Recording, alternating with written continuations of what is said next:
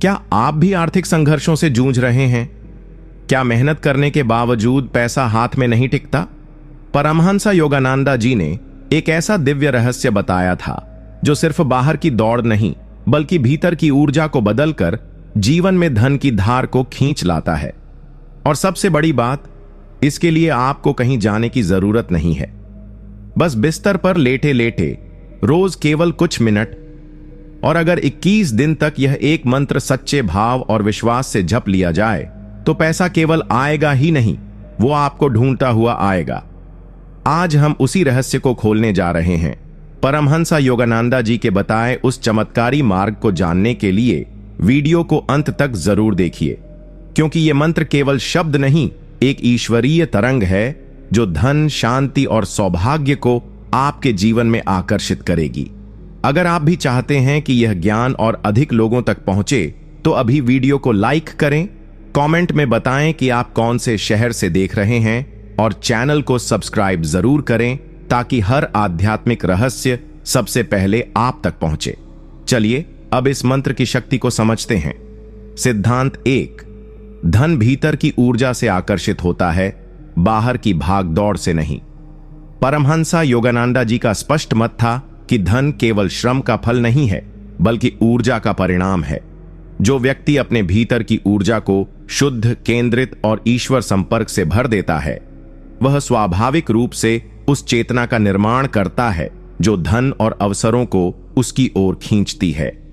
योगानंद जी कहते थे कि ब्रह्मांड एक विशाल ऊर्जा क्षेत्र है, और जब हम अपने विचारों को उच्च, सकारात्मक और दिव्य कंपन में रख लेते हैं, तब हमारी चेतना उस ब्रह्मांडीय ऊर्जा से जुड़ जाती है। यह जुड़ाव ही आकर्षण की असली कुंजी है। अधिकतर लोग सोचते हैं कि धन केवल बाहरी संसाधनों, नेटवर्किंग या कड़ी मेहनत से आता है, लेकिन वे भूल जाते हैं कि अगर भीतर डर, अभाव, नकारात्मकता और ईश्वर से अलगाव है तो कोई भी बाहरी प्रयास टिकता नहीं। योगानंद जी ध्यान और मंत्र साधना को केवल शांति के लिए नहीं बल्कि चेतना को धन आकर्षक बनाने का माध्यम मानते थे। उनका कहना था, तुम्हारे विचार ही तुम्हारा भाग्य लिखते हैं। जब आप बिस्तर पर लेटे लेटे भी एक पवित्र मंत्र का जप करते हैं और पूरे भाव से ईश्वर से जुड़ते हैं, तब यह केवल एक साधना नहीं बल्कि एक ऊर्जा चुंबक बन जाती है जो ब्रह्मांड के भीतर छुपे अवसरों, संसाधनों और धन को आपकी ओर खींचने लगती है। इसलिए अगर आप 21 दिन लगातार पूरी श्रद्धा से, बिना लालच, केवल विश्वास और समर्पण के साथ जप करें तो आप अपने आसपास की ऊर्जा को बदल देंगे। और जब ऊर्जा बदलती है तो परिस्थितियां बदलना उसका स्वाभाविक परिणाम होता है। यही कारण है कि योगानंद जी कहते थे, तुम बाहर से नहीं, भीतर से अमीर बनो, बाकी सब अपने आप आएगा। यह सिद्धांत हमें यह सिखाता है कि पैसों की बारिश तब नहीं होती जब हम उसे जबरदस्ती खींचते हैं, बल्कि तब होती है जब हम उस आंतरिक स्थिति में पहुंचते हैं जहां धन स्वयं खींच कर आता है। सिद्धांत 2, मंत्र वही फल देता है जो भाव उसे देते हैं। भाव विहीन जप कभी भाग्य नहीं बदलता। परमहंस योगानंदा जी ने बार बार समझाया कि कोई भी साधना केवल शब्दों की पुनरावृत्ति से प्रभावशाली नहीं होती, बल्कि उस साधना में डूबे हुए भाव, श्रद्धा और संपूर्ण आत्मिक समर्पण से उसका प्रभाव उत्पन्न होता है। उन्होंने स्पष्ट शब्दों में कहा था कि dry repetition of God's name has no power, but repetition with love, intensity and faith will bring God to you. जब कोई व्यक्ति लेटे लेटे केवल मैकेनिकल रूप से किसी मंत्र को जपता है पर भीतर न प्रेम है, न आस्था, न ध्यान, तो वह मंत्र केवल ध्वनि रह जाता है, कंपन नहीं बनता।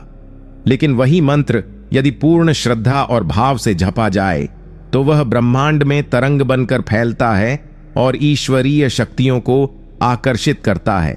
यह ठीक वैसे ही है जैसे कोई सीटी बिना भाव के बजाई जाए तो शोर होती है, लेकिन जब वही धुन प्रेम से निकले तो संगीत बन जाती है। योगानंद जी कहते थे कि मंत्र एक पुल है आत्मा और ईश्वर के बीच, लेकिन यह पुल तभी बनता है जब हम उस पुल पर अपने मन और हृदय को चढ़ा सकें। यदि आप 21 दिनों तक बिस्तर पर लेटे हुए भी पर गहराई से अपने हृदय को मंत्र में समर्पित करते हैं, तो मंत्र धीरे धीरे आपकी चेतना को ऊपर उठाता है, और यही चेतना फिर धन, सौभाग्य, अवसर और ब्रह्मांडीय समर्थन को आपकी ओर आकर्षित करती है। योगानंदा जी के जीवन में कई ऐसे उदाहरण हैं जहां उनके शिष्यों ने केवल नियमित मंत्र साधना और भावपूर्ण ध्यान से अपने जीवन की दिशा को पूरी तरह बदल दिया। उन्होंने बताया कि मंत्र केवल आवाज नहीं, आत्मा की पुकार है। जब हम मंत्र जपते हैं और भावविहीन होकर सोचते हैं कि अब पैसा बरसेगा, तो यह लालच बन जाता है, साधना नहीं। लेकिन जब हम मंत्र को एक ईश्वरीय संवाद मानते हैं, हे प्रभु, मैं तेरे साथ जुड़ना चाहता हूं, तू ही मेरा स्रोत है, तू ही मेरा साधन है, तब यह मंत्र ऊर्जा बनकर हमारे पूरे जीवन को ढकने लगता है। और जब यह ऊर्जा एकाग्र, स्थिर और भावपूर्ण होती है, तभी उसका कंपन हमारे चारों ओर की रुकावटों को हटाने लगता है। यही वजह है कि परमहंसा योगानंदा ने मंत्र को एक जीवंत शक्ति माना जो केवल श्रद्धा से जगती है। इसलिए यदि तुम चाहते हो कि बिस्तर पर लेटे लेटे मंत्र झप कर पैसों की वर्षा हो, तो पहले अपने भीतर प्रेम, भक्ति और विश्वास की वर्षा लाओ। मंत्र को भाव दो, मंत्र तुम्हें फल देगा। सिद्धांत 3। ईश्वर को स्रोत मानते ही धन का प्रवाह शुरू हो जाता है। परमहंसा योगानंदा जी ने हमें यह बुनियादी लेकिन गूढ़ सत्य सिखाया कि जब तक हम धन को केवल बैंक, नौकरी, व्यापार या किसी बाहरी साधन से जोड़कर देखते रहेंगे, तब तक हमारी चेतना सीमित बनी रहेगी। उन्होंने कहा कि God is the source of everything, even money. जब हम केवल बाहरी दुनिया को ही धन का स्रोत मान लेते हैं, तो हम डर, चिंता और अस्थिरता में जीने लगते हैं, क्योंकि हर बाहरी साधन अस्थायी होता है।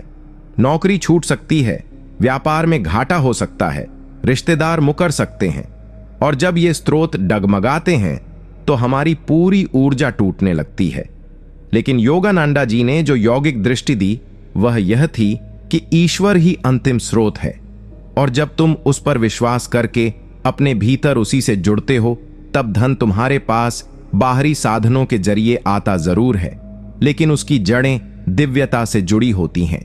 यही कारण है कि उन्होंने अपने शिष्यों को सिखाया, जब तुम धन की तलाश करो तो पहले ईश्वर को खोजो।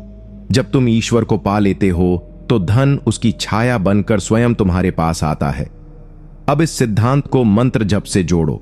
जब तुम 21 दिनों तक बिस्तर पर लेटे लेटे किसी पवित्र मंत्र का जप करते हो, जैसे AUM श्री महालक्ष्म्याय नमः या AUM वसुदेवाय वित्तेश्वराय नमः, तो तुम केवल धन नहीं मांग रहे, बल्कि ईश्वर से संबंध बना रहे हो।